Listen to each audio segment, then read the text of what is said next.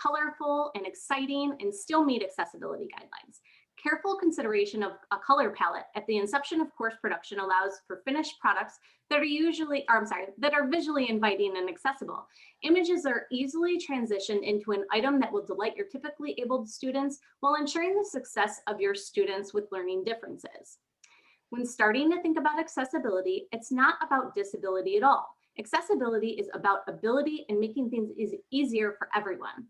Odds are you rely on things that are accessibility things in your daily life. When you go to the grocery store, you walk through the automatic doors. And when you go to leave, you take your cart to the curb cut to go to your car. If you're watching a movie and you don't want to wake someone in the next room, you might watch with subtitles on.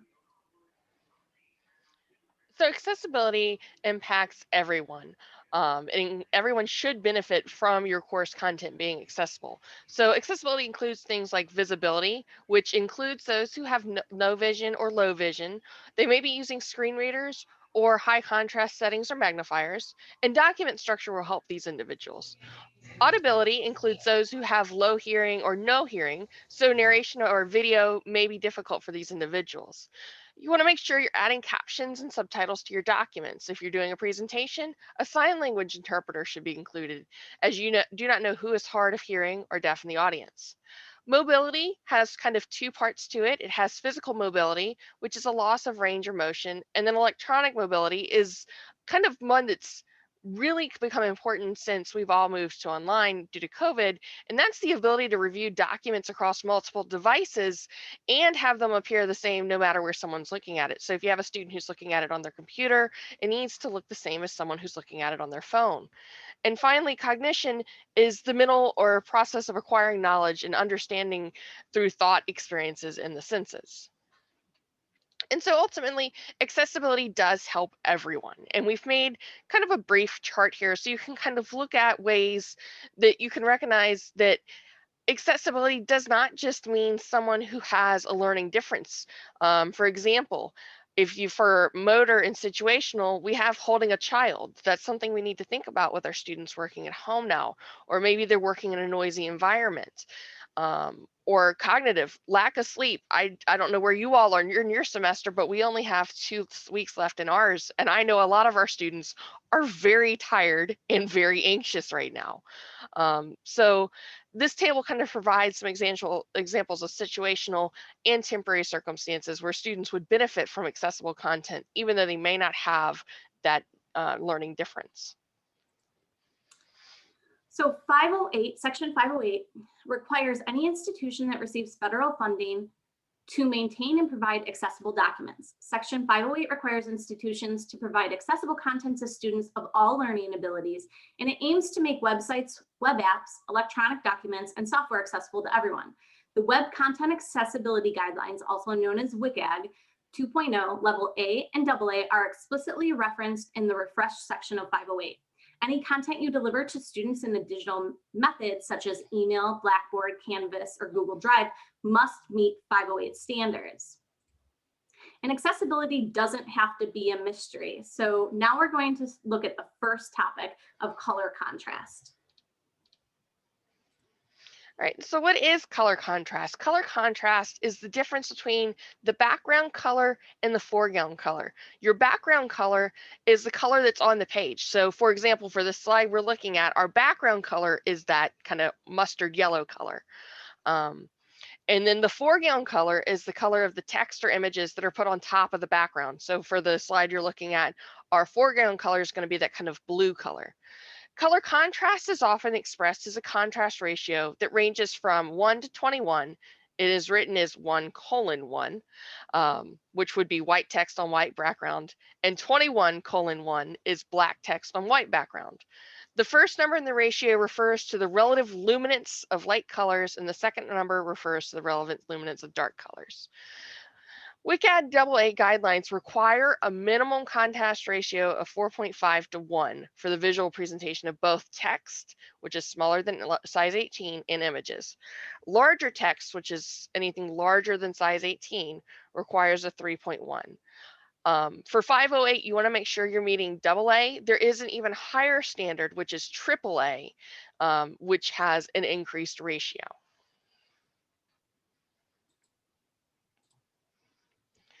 And so hex code and RGB, these are two things we're going to talk about a lot, and we're going to show you how you get this information to use in your documents. Hex codes are hexadecimal numbers used by computer system designers and programmers because they show a representation of binary code values. Where RGB is the red, green, and blue, which are added together, produce that broad array of colors. And we have included, just so you know, when you get the link to the slides, there are links to many different resources for you regarding this and how to do a lot of the things we are doing today as well. So these are some examples of hex codes and RGB codes. So the pure red, the first example on white, meets the 4:1 contrast ratio. As you can see, the hex code is a 6-digit or six digit or number. It depends. Sometimes it's both letters and numbers. Sometimes it's just numbers. That is going to be the hexadecimal code. Whereas RGB are 3 separate numbers to represent the red, green, and blue. The second one is pure blue on white, which is our third example, which that one actually exceeds the contrast ratio and is an 8.6:1. Versus the center one, the green, does not meet the minimum contrast ratio of 4:1. It is actually 1.4:1. And the reason that this is so important is that you do also have students that might have color blindness of some sort. There is a Chrome extension that you can download if you're interested in seeing what it looks like to others. However, making sure to meet that contrast ratio should eliminate the need to even have this, but I'm going to just quickly show you what this color blindly app, this eyeball in the corner, does to show you what it looks like for different types of color blindness. So if you have different colors, you can see as the different types of color blindness somebody might have, it makes things more difficult to read for different colors. And we have given or provided a link to both how to how to download the color blindly, but we have also provided links to how to test for the hex code and such in a moment. Another thing that you can do is you want to identify a color palette before you start working. So instead of changing things after the fact, this is going to make sure that your document meets accessibility standards prior to you starting. And a tool that we suggest is called Color Safe. We have created a document on how to use this, so I'm just going to quickly show you as an example. When you select Get Started, it will pull you down and you can change the background color, which is currently white, to whatever color you have, and then tell it the font family. Might not have the exact one, choose something close, your font size, weight, and what standard are you trying to meet, AA or AAA. When you select Generate Color Palette, it will give you any color that will meet the standard that you provided. If you wanted a specific color scheme, let's say I wanted something in the filters of purple, I would select that and it would give me the different examples I could use. And I can also preview it by selecting it, and it gives me a preview at the top of that window.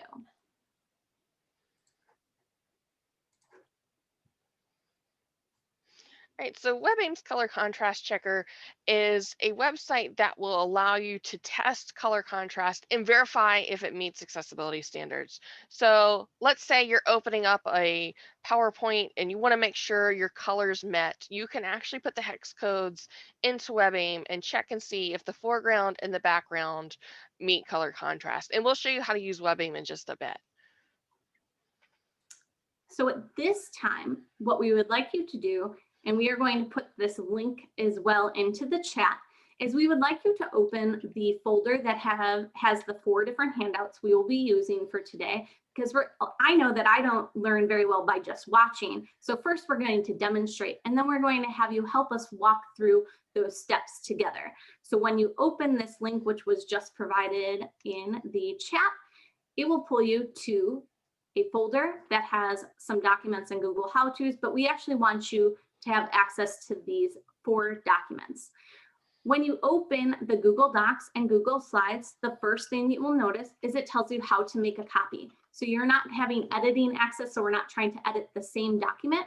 Please make a copy now so that you have it ready for when we are doing the hands-on piece. And then for the PowerPoint and Word, if you right-click and download, you will have it downloaded to your computer, and this will give you an example so that you can see it both in Microsoft as well as in Google, depending upon what you use. So we'll give you a second to get those opened and make a copy made as well as downloaded. Search result. Sorry, my phone is thinking I'm talking to it because it's a Google phone. And so we'll give you a second to do that. And then we will be starting in the Google Doc to begin with. So make a copy of the Google Doc and the Google Slides. And then if you will download and open the PowerPoint and the Word document so you're ready, that would be great. The second thing to open once you're there will be the WebAIM color contrast checker, and it's linked in all of them under color contrast resource links. It's the third one down.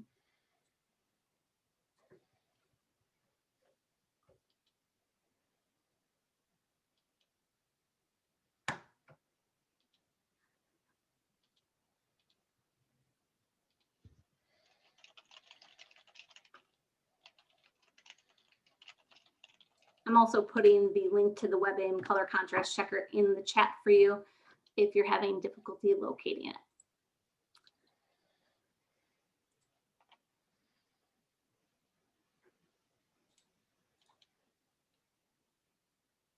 You can open it and make a copy. It should just, when you make a copy, it should add to your drive. You can relocate that later. We've given you a link on a quick how to move that file later. But for right now, we just need it open so you have access to it to see the examples and then work through some of the examples with us.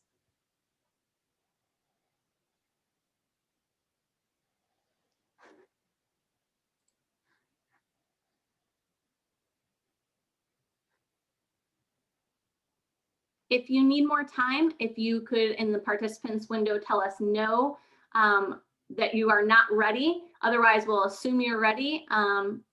We'll give it a couple seconds. Yep, I see one so far.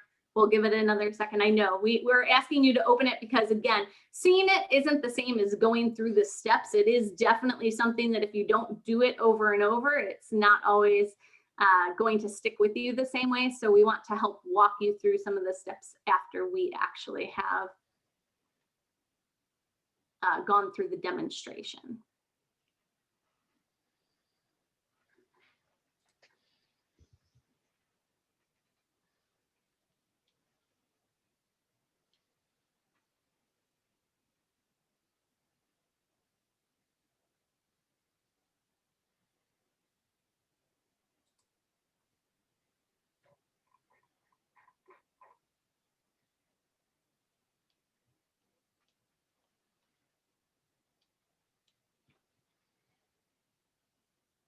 Everyone ready now? I see a yes. I see one yes. You can rename the documents if you would like to. You don't have to right now. Right now, just make the copy of them and you can rename them later. It's just so that you have them open, ready to actually work in them now. Good question. I see lots of yeses. I don't see any no's. So. Okay, so I will get started, and if you're still, opening, don't worry. I'm first going to go through kind of where things are located in each document so that it's not, getting ahead of us too much. So the first thing is I'm going to open the outline for the Google Doc. The outline is going to make it very easy for you to navigate throughout a document, and that's what the headings are actually used for. And so we have that how to make a copy, but now we are going to quickly take a look at the accessibility resource links. These are links that are going to be provided in all 4 documents. You are going to have access to a checklist that we've created, as well as we know that a lot of people are making the changes to things that are already created. So how do you prioritize what to do for accessibility? This is a short slide deck on how to kind of go through your content and decide what you should really focus on first. And then the last one is the Grackle Suite, which is an add-on feature for Google Drive, and that is going to that's going to be what's going to help you make your content accessible. Unfortunately, some things are not, you can't do it without that add-on. You get a 30-day trial, and I know our university actually just made the purchase as a domain, and that's for all faculty, staff, and students. And I think they're raising the price to just over $600 for an entire university though. So it's all of, your domain. So if that's something that you are interested in and you're using Google, see if they can help to get that covered so that you can ensure your documents are accessible. We also have included color contrast resource links, including how to locate the hex code. If you have RGB and wanting to convert it, there's a converter. We have the WebAIM color contrast checker, which we are going to be using. We've created a how-to document for that. Same for the color safe and using color safe, which was that palette I showed you. And I'm going to show you there's an extension if you are on websites and you like a color, how to find what color they are using. And so we'll show you that extension. We've also created a quick document on how to use that. That colorblindly link is here if you're interested in downloading that one. And we also have another resource from an external college about creating accessible content regarding color. We also have additional links for alt text in every one of these documents, which we'll touch on some of these when we are going through the alternative text area. So the next thing we are actually going to do is go through the color contrast. If you haven't opened the WebAIM color contrast checker, please make sure you select that and open that now. So the first thing we need to identify is I have this bad example here. And my bad example is a red foreground and sea green background. It's very hard to read even for me, and I don't have any sort of visual impairment other than obviously I've got some nearsightedness. So when I highlight this from the Google Doc, I have both the text color and highlight color. The highlight color is the background, text color is the foreground. When I select this, if I go to custom, I can get the hex color for the red. I'm going to copy that color, and I'm using Control-C on my PC. And when I go to the WebAIM contrast checker, that is my foreground because that is the text. I'm going to paste it there and hit enter, and it will save that color. And the next thing I need to know is what the background color is. So if I go to the highlight color and select custom, I can get the hex color for the background. I'm going to copy that and go to my WebAIM color contrast checker, paste it as my background, and select enter. As you can see, it's telling me that normal size text, so 14 or lower, and then large text 18 or higher, all of them are failing for color contrast. Let's say you really wanted to use red and green, but you obviously know you can't use this. There is a way to find a color that would meet the needs. You can use these sliders. They are both, you can use the keyboard, it's keyboard accessible, or you can also drag them. So if it's not meeting, I'm thinking I probably need to make my green a little lighter. And I might even make my red a little bit darker. And as you can see, as I get closer contrast, and you'll see what the contrast ratio is up here. Remember we said 4:1 or 4:1 is what you need minimum for the AA, is going to tell me if I pass or fail. And this is going to then tell me I can take this color background and change it, and the color foreground and change it in my document by copying them from here. If for some reason you're interested in reminding yourself about the contrast ratios, just so you're aware, at the bottom of this WebAIM color contrast checker, in the second paragraph, it goes over what the ratios are again, so you don't have to look them up. It's actually on the WebAIM color contrast checker. So let's say I find I don't necessarily love these colors, but let's say I have this and I know that it meets it. I can take this background color and copy it, and I can go back to my document, and I can change the color by pasting it here. And then I need to get the foreground color for the text and copy and paste into my custom color for the text. And now technically this passes color contrast. And so I simply am checking them, and then I am changing if I need to.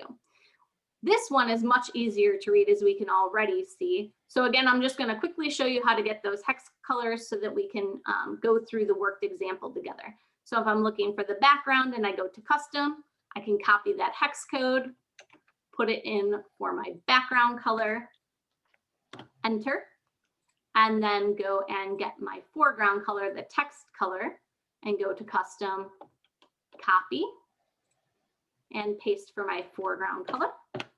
And I can see it's actually passed both AA and AAA, and that's a 12.12:1 ratio. So now, this is the tricky part. We probably have some people on a single monitor. So if you are on a single monitor,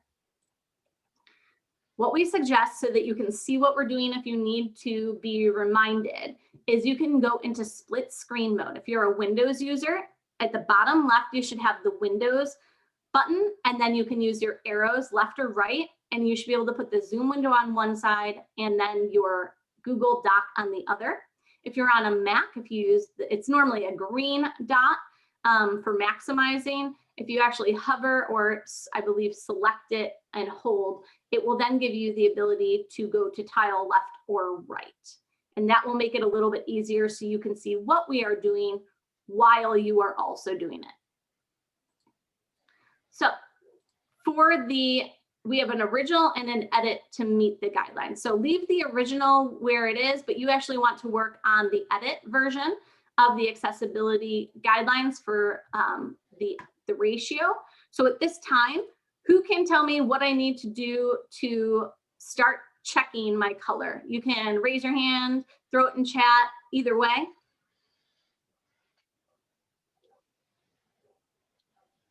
Sorry, I've got neighbors' dogs barking if you can hear that.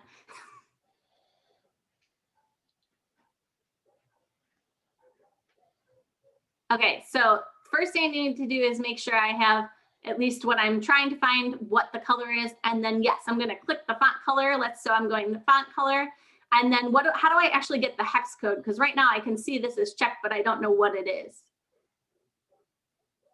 Custom, yeah, that's the tricky part. Sometimes if you don't know where to look to get to it, that's the hard part. So now we're going to copy that. So all of you will be copying the hex code for the color. And is the color the foreground or the background for this purplish that we have? This is our text color. Yes, it is the foreground. So we're going to paste it in the foreground and select enter, and it will put it there for us. And now we have our foreground. So now we are going to go to that highlight and custom again. So you're going to do this as well. And you are going to copy. And as you can see, this is all letters. And we are going to paste that into the background. And I may have, let me try that again. Okay, so we can see that it fails. So at this time, you can pick which one you want to play with, but use your sliders to find a color that's going to work for this to pass. So I've found one. And then what we want you to do is actually change it in your document. So if I'm changing the foreground, again, I'm going and copying the foreground color for the text.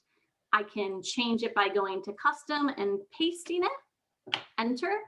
And then I'm going to get my new background color. I apologize, I hit the wrong one. And I'm going to copy that and put it as my highlighting color under custom and enter. And now we have one that technically meets color contrast ratio. So it is a little bit different in Microsoft. So we're showing you once in this, and now we're going to show you in Microsoft because it is definitely different. So at this time, if you will open your PowerPoint, and we're going to do the opposite after this. We're going to do slides, and we will do the Word document for the alternative text so you can see both types for the alternative text. So similarly, when you go into the PowerPoint, you have those resource links, color contrast links, alt text resource links, and I have a good and bad example, and then we're going to go to the we're going to do a worked example. So similarly to our example in the Google Doc is that I have this color fuchsia, and we have the highlight, and now they're in the opposite order though. The highlight's to the left and the font color is to the right, and this is under the home ribbon. When you select the arrow next to the A for text, you again can't get the hex color right away. Crystal, can you try to work with Pageant for me regarding the hiding? Thank you.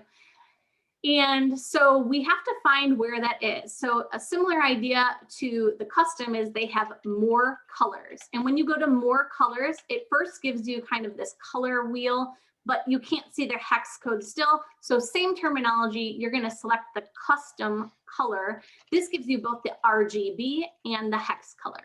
So if I select this color, and I copy it, and I actually have to go back to my WebAIM.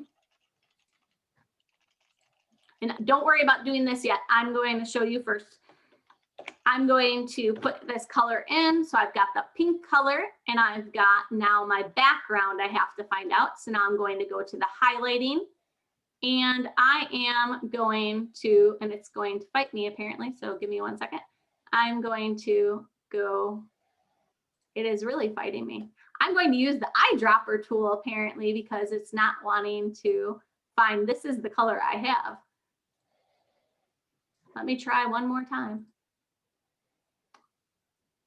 It is not going to let me choose it. So in this case, what I'm probably going to have to do, and this is one of the things we sometimes run into, is we are going to use the eyedropper tool from the actual text. So the eyedropper tool is already built into your Microsoft. Sometimes I just pulled this up earlier. I'm not sure why it's not working. I can select the eyedropper, and now I can select, and it's going to possibly, yep, it's going to change my fuchsia for a second, but it is going to give me the hex code. So now if I have this, I'm going to select it. It is fighting me today. And if I go to the more colors and custom, now I have that hex code to use. And so if I go back to my WebAIM and I paste that as my background color, we can see that it is failing. So it might need to become darker to pass, and it's not looking very pretty. So I might even make this a little bit lighter. I'm not really loving these colors either, but this is just to show you an example. Same idea with the sliders to find new colors. And then you would simply copy these colors and paste them back in for your highlighting and for your text or your image, depending upon what you have. So now I'm going to change this back to my pink color though, so that I do not have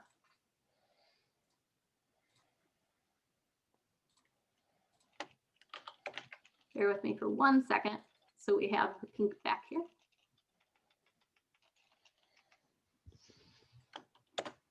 All right. So now we have a better example. And this actually to the naked eye doesn't necessarily look like it passes. However, if we select this and try to find out the color, we can find it from here. Now I will tell you on the text, when you use the eyedropper, if it's a very narrow text, it sometimes doesn't select the exact color if it's kind of close to the edge. So if you can get the exact hex color, it's better than using the eyedropper tool. So if I copy this color and I go to my WebAIM color contrast checker and I put it in for the foreground, and I get my second color, the background color, and it is hopefully going to play nice with me. And I am going to have to find it again. It's going to do this to me again. It is fighting me today. I'm going to get the color from the more colors, get this color from here, and we're going to paste it into our background color. And it actually passes. It's close. It's only a 4.55, but it does pass in regards to the contrast ratio. So at this time, we're going to look at the next example. So this is, I have to close that first. Sorry about that. Here is an example. This is the original. We actually want you to leave that so you have what you had versus what you've changed it to. And we are going to change this royal blue back or foreground and midnight blue background to meet accessibility. So at this time in the PowerPoint, select some of the words so that you can get the color and go to more colors from the text drop down, that arrow next to it, select more colors. And if it's not on custom, select the custom tab, get the hex code from down at the very bottom, copy that, and we are going to go back to our WebAIM and paste that as our foreground color because that's the text. And right now you can see based on the previous background, that one definitely doesn't match. We need to go back to our PowerPoint, and I am going to I'm just going to see if it will give me the ability to do it from here. It is not. Okay. So if I have this background, I'm actually going to go to the shape format, and I bet you I could do it from there. So the text fill, the shape fill, here we go. This is another way to get to it that I'm like, I know there's another way. I can go to the more fill colors and I can get the hex code from there. So that's an easier way than trying to use the eyedropper and changing. So if you actually go to the shape format on this one, since I had made a box, you can get to the shape format, and then shape fill is where I'm getting this hex color. I am copying that one. I'm going back to WebAIM, putting that as my background color and entering. And as you can see, it fails on all accounts. So at this point, you would use one or both of the sliders to try to find something that will work better. I'm going to actually make the blue lighter. I'm going to give my purple back the same color. And once I find a color that passes, I left my background color the same. I'm going to copy the new foreground color, and I am going to edit that text to make the foreground once I go back to the home, since it's not the shape anymore. And I'm going to go to more colors and paste my new foreground color. So now that technically meets color contrast ratio. So those are some just examples. Those are obviously very simple examples. And Carmen, we'll talk a little bit about AA and AAA later. At the end, we will touch on that. The AAA is more I guess, restricted. Yeah, and it's more restrictive. You have to have a higher contrast ratio. AA is what is definitely required. AAA, it's not necessarily you have to go to that necessarily right now. Crystal, you are going to begin. I'm going to stop so you can begin. Yep. She is going to share now, and she is going to put up the information regarding the alt text, and we're going to get started on that for you. Alrighty, and okay. So what we're going to look at now is we're going to talk about, not that either, alt text and what alt text is. Alt text is anytime you have an image that the user needs to understand the context, you have to provide text for it for an individual who has a visual difference. You want your alt text to be as short and succinct as possible. It is very easy to kind of fall into the trap of having too much alt text. And so, like I said, required for any image. It is also required for tables, which we are going to talk about tables tomorrow. You want to avoid saying things like image of, because the screen reader will actually announce that. The screen reader will say image and then provide the alt text. So if you provide image of, you're just going to say image of. You're getting repetitive. If there's any text on the image, you want to include that because the screen reader is not going to be able to include that. And if you have captions for the images also, your alt text and captions should not be identical because the screen reader would read it both times. There are two different kinds of alt text. There's short descriptions, and that's what you want to use the most. And then there are long descriptions, and that's what you want to use sparingly. Short descriptions are just language to provide context, where your long descriptions can be overwhelming because you think about if it's in the middle of like a page and the screen reader starts reading this alt text for this giant image that's got all kinds of stuff in it, your student is going to forget what you were even talking about by the time the screen reader has finished reading all the alt text. And so looking at this is a dot diagram for a atom, and this looks pretty simplistic, but it's actually not. The alt text for this is actually a bit more complicated and requires a bit of thought to kind of talk about. So actually the alt text for this would be a dot diagram with a central oxygen atom with 2 single bonds, 2 hydrogen atoms, and 2 non-bonding pairs. The oxygen atom has 2 pairs of electrons, each pair indicated by a pair of dots below and above the uppercase O. So like I said, that seems very simplistic, just the image itself, but when you try to explain it to someone who cannot see it, it gets a little more involved. So let's go into the document the Google Doc that Kristen sent out with. So she had her color contrast things, and we're actually going to go down to the alt text and talk about how do we make alt text in a Google Doc. We'll also look at it in a Word doc and a PowerPoint. So this is our image itself, and we're going to talk about how we put images on our alt text on images in Google Docs. So if you're looking at your Google Doc, you'll simply click on the image, right click on it, and you're going to go to alternative text. And so here we have the description, circle of smiling people. Well, that seems okay, but when we consider the context, this is being placed in a human resources training on working as a team. Does that alternative text really work? Does that alternative text make sense with the context? Circle of people smiling. How could we, and maybe throw this in the chat, how could we maybe make this alt text a little more clear for somebody? Anybody have a suggestion? How might we describe this image of individuals standing, circling together, emphasize the hand placement? I agree, Carmen. So maybe talk about, you know, circle of people with hands placed together, symbolizing teamwork, overlapping hands. All of those works. All of those are good suggestions.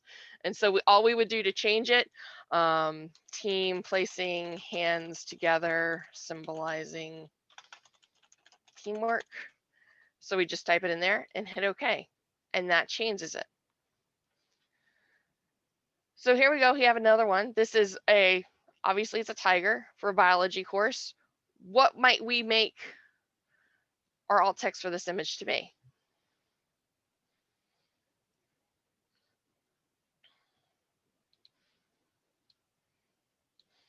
We know it's going in a bio course. We know it would depend on content. Yeah, that is absolutely true. Yes, and I'm glad you brought that up. You know, it would certainly depend on content or context. So let me go into our alt text, and here we've got the tiger's Latin name and its biological name. Now, this would possibly, depending on the content, this might be too much. But depending on the context in which it is in the text, this could be just enough. This could be appropriate. You know, if this was just kind of a general kind of information page, you know, where we have, you know, colored tiger resting gray background, that might be appropriate. It would depend on the context of the page. And so let's look at this also in PowerPoint. So if we go into our PowerPoint, the same one Kristen shared with y'all just a bit ago, she had her examples for color contrast, and we're down to the alt text practice. And so it does work a little bit differently in PowerPoint than it does in Google Docs, but it actually is pretty similar. So I'm going to select the image. I'm going to maybe select the image. There we go. Select the image, and I'm going to go to Edit Alt Text. And it actually is going to pop up a little thing on the side. And so all I have here is Sherlock Holmes. If you think about this image, does that alt text work? If I just said to you, I didn't show the image and I said Sherlock Holmes, would that work?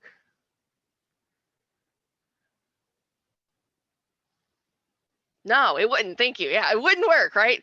It's too, it just doesn't work. Because if I said to you Sherlock Holmes, you're probably thinking a person. You're probably not thinking a hat, a pipe, a magnifying glass, and a book on a table. That's not what you're thinking. So we would need to definitely clear up that alt text. Yeah, we could say detective tools. You know, the context of the image that we have here is investigative journalism course. Very true, Carmen. You might not know who that is. Exactly. And so here we go. We got another one with hands. And so let's see what I've got. I've got diverse hands joined to symbolize inclusive policies. This is for a public policy course. Does that work? It's pretty much, yeah, it's pretty good.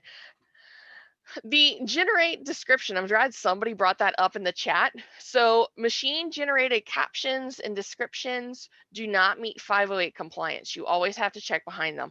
They might give you a description that works, but you always want to check, because sometimes we've seen it do things like we put a table in something and it said it was a smartphone. It's just the computer thinking this is what this should be called. All right, so in your PowerPoint, go ahead and go to navigate to the slide 13, and work on what kind of alt text would we put in? Because right now I have diagram of a heart. That's not going to be, the context is a higher education circulatory system module. That's not going to be enough alt text there. What might we put for alt text?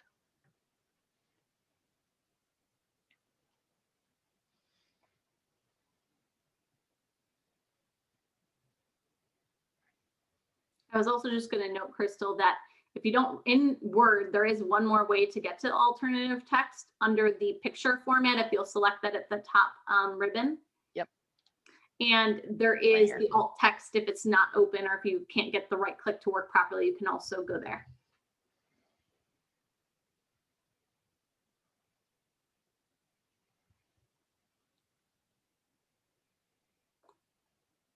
Do not read, if the question in the chat is, do you rewrite the captions in alt text or not?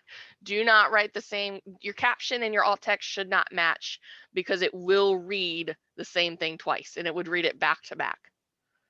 Yes, so one would be more of a generic and one might give more context, but it should not be verbatim, correct? Okay, so I see heart diagram, veins in blue, arteries in red. That could help. Yep, because we're talking about circulatory system. And it could be something, you know, depending on this course, you know, if this is like a graduate level course, it might talk about oxygenated and non-oxygenated blood. You know, that, so it would depend on context. But again, that's something that's really important to consider. And then we have here, you know, where we kind of talked more about it. And so also this does work kind of the same way in Word, just like Kristen said. We would click the image, we can go to picture format, and I can hit alt text here, and that's going to let me edit that. But to give you an example, let me show you all. I'm going to bring up a screen reader and let you all hear what someone who's using a screen reader hears when they use the screen reader. Well, okay. Oh, Docs handout, color and alt text Google Docs Google Chrome. Image alt text description, Panthera tigris, which is all. I want you to read here. Heading 1A unselected. Come on. Heading 1 alt text practice. Heading 2 bad example unselected. So it's just reading what's there. So this one, it would tell Image me. alt text description, team placing hands together symbolizing teamwork selected. Or for this one. Image alt text description, Panthera tigris, which is also known as the binomial name, species name, Latin name, biological name, and zoological name selected. But if I take out the Docs alt handout, text, suggest edit, alt text dial, description, unselect, OK button. Image selected. it doesn't tell me what the image is. It just tells me there's an image there, which is why you have to make sure you tell your students in the alt text, this is what this image is. And let me turn off the screen reader. Over and X zoom. Because it would just tell them image. And so if you think about, if we go back to that heart diagram, if we go back to this one, and it just said image, would that help your students? Probably not. They would need you to tell them this is what you're supposed to take away from this image. And we also have, I'm going to jump back to our PowerPoint, and we have a decision tree, because an image that is entirely decorative does not receive alternative text. If you're in, and I should have showed you this while I was in PowerPoint anyways, if you're in PowerPoint or Microsoft Word, if you hit this button right here, when you add the alt text, mark image as descriptive, it will tell the screen reader to skip it and not read it at all. It will skip right over it. It won't even tell your student it's there. So if you, like, for example, at the start of our slides, we had our Bitmojis. Those are decorative, so we have them marked as decorative. But in Google Slides, there is not a way to mark an image as decorative. So you actually will just put in, so for example, like this line right here, I gotta ungroup it, ungroup. This line right here, my alt text, says it's decorative because there is no way to get Google Slides to read it as decorative. But we do have a decision tree. So if you're asking yourself, do I need alt text? Where does it go? You can kind of go through and ask yourself, does the image contain text? And then yes, and then it tells you, do you label it as decorative? Do you kind of communicate, what part of the alt text do you communicate? And then if not, go to the next question, which is just going to take us to the next slide. Is the image used in a link or a button? And is it difficult to understand what the link or button does if the image isn't there? If yes, you need to communicate what that button is going to do. If not, go down to the next one. And then does the image contribute meaning to the current page or context? And then yes, and is it simple or graphic or photograph? Is it a graph or a complex piece of information? And it shows content that is redundant in the text nearby, you would label it as decorative. And if not, you go on to the next one. And then is the image purely decorative or not intended for the user? If yes, label as decorative. If no, we'll go on to the next question.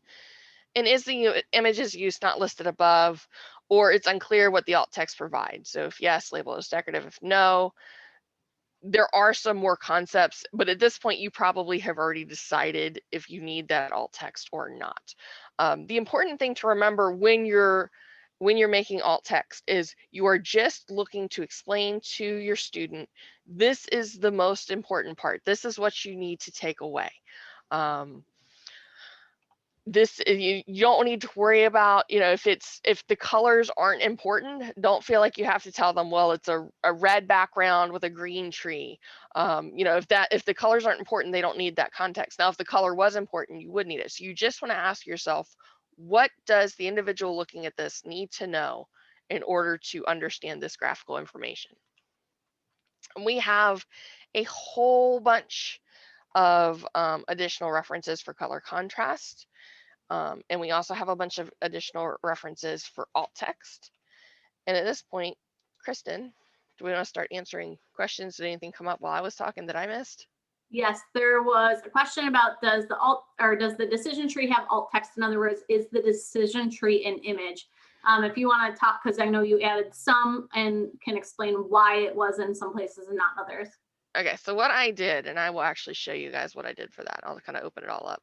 So if I go back to our decision tree, and I'm actually going to run Grackle because that is honestly the easiest way Kristen and I have found to kind of tag slides. And Grackle is free. You don't have to pay for Grackle. You have to pay for the Word. You have to pay for not slide sheets, but slides is free. And so what we did, if I kind of jump down to we start on slide 19. And so what I'm going to show you is this shows me every single item that's in this one slide right here. And so it tells me, okay, this is the title of the slide. And yes, it is. And then here I have it telling me, so this is the first image. And then I told it, this is the order in which I want you to read this. And so I said, well, I want you to read the yes and next, because there was more context on that yes and side than there was on the no side. So that was why I made that decision.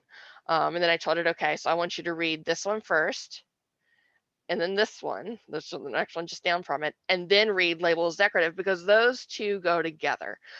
So for sighted users, when you're tagging a slide, be it in PowerPoint or Google Slides, you have to really kind of think about how does somebody read this list? How would they read through it?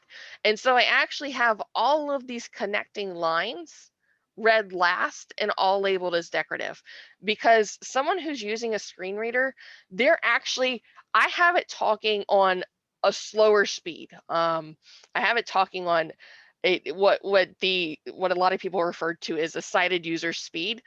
Your students who are using screen readers, they have it sped up very fast. You think about how quickly you read versus how quickly something is read to you. And so when it gets to those decorative, your students who are using screen readers will know how to tell the screen reader, don't read me those decorative things. So because in slides, I can't tell it, hey, don't read these things at all. They're going to know, okay, I need to just bypass those things. Yeah, so there are pros and cons to PowerPoint and Microsoft products in regards to the decorative images regarding the alternative text or specifically. Another question that came up was, when searching images on Google or some other browser, does the alt text get used in the search engine or just the file title? And Steve, normally when you're doing a Google search, you do just like an idea of what you're looking for, and it's normally not what it's searching for. Though I'm assuming you're thinking more like tags. But the alternative text is only what's being used for the screen reader, and it's not visible to your sighted learners unless they have access to right-clicking or getting to that alternative text in the PowerPoint or the document itself. So I don't believe that that's going to be used in the search engine or file title at all. That's just what's being provided to the assistive technology. Another one was with Tanya is asking about math problems. So in some cases, she is having, not just using an equation editor that often uses the assistive technology to read it properly, but using a screenshot. Any suggestion regarding, because I know we've kind of worked with Chem, but I haven't done as much with math, Crystal.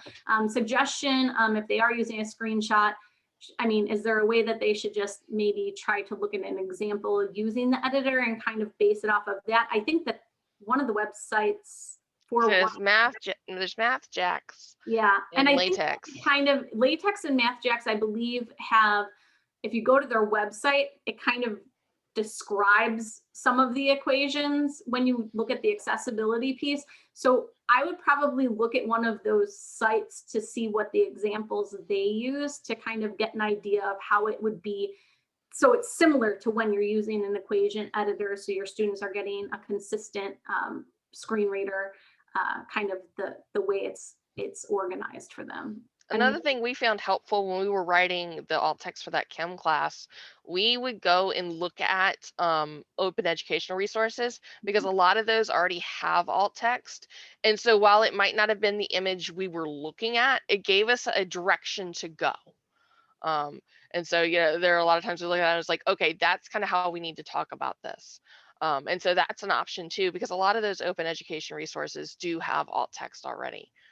Another item came up about how long should the alternative text be, and you want to be as concise as possible. If it's something that's much more complex, it's actually better to use, context outside of the alt text, like give more of a generic idea and then describe it somewhere else in your content, whether it's next to the image, if you're in a document or in a slide, but to give them, like the chemistry ones were very complex, especially for someone, we were talking about, wouldn't it be great if we could 3D print some of this stuff and send it to somebody? Because that to me would be more useful than trying to decipher with what the alternative text was on some of this.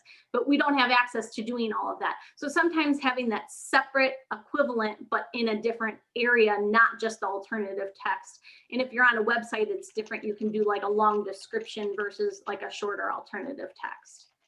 So document camera, when you're showing math, you're going to need to be describing what you are actually writing so that it is caught on, on the actual SRT when you're creating, or when it creates closed captions, so that it can actually at least identify, because they can't see it at all. You're going to verbally express that so that they have another way of understanding what you're putting onto the document camera.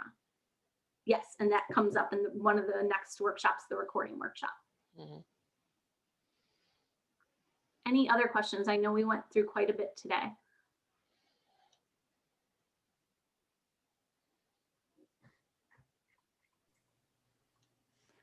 All right, that looks like all of the questions. So Professors White and Trapani, thank you so much for your presentation. I know we're really excited for the rest of the series. We've got 4 more of these sessions coming to cover other parts of how you can make your course accessible. I saw a couple questions about the recording. Just to clarify, yes, we are recording the session today.